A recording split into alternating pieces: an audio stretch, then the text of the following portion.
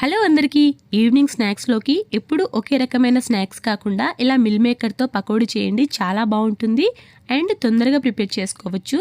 చాలా సింపుల్గా ప్రిపేర్ చేసుకోవచ్చు అండి.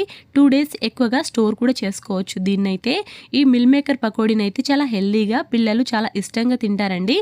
ఇది ఎలా ప్రిపేర్ చేయాలో ఇప్పుడైతే చూసేద్దాం రండి. మన ఇంట్లో మెంబర్స్ని బట్టి ఎంత మిల్ మేకర్ తీసుకోవాలో అన్ని తీసుకోవాలండి. వీటినైతే ఇప్పుడు 2-3 టైమ్స్ శుభ్రంగా కడిగేయాలి.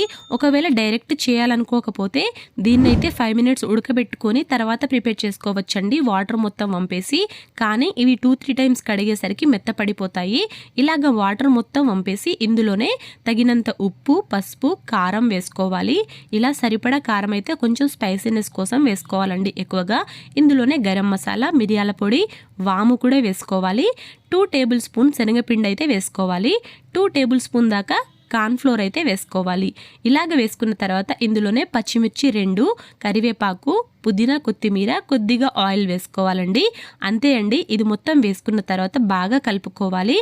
దీనిలోకి వాటర్ అయితే యాడ్ చేయాల్సిన అవసరం లేదండి. ఇలాగే పొడి పొడిగా కలుపుకోవాలి. నేను చూపిస్తున్న విధంగా డీప్ ఫ్రైకి సరిపడా ఆయిల్ వేసుకొని ఒకటి వేసుకొని మీడియం ఫ్లేమ్లో ఇలా చూసుకోవాలి. తర్వాత అన్నిటినీ వేసుకొని డీప్ ఫ్రైని చేసుకోవాలండి. కొంచెం కలర్ మారి క్రంచీగా అయ్యే వరకు అయితే ఫ్రై చేసుకోవాలి.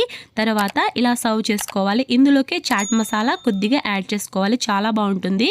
పైనుండి చాట్ మసాలా ఇలా గార్నిష్ చేసుకొని ఆనియన్స్ని కూడా సన్నగా తురిమి ఇలా వేసుకుంటే చాలా బాగుంటుందండి. నా వీడియో నచ్చితే మాత్రం లైక్ చేయడం, కామెంట్ చేయడం, సబ్స్క్రైబ్ చేయడం మర్చిపోకండి. Thank you.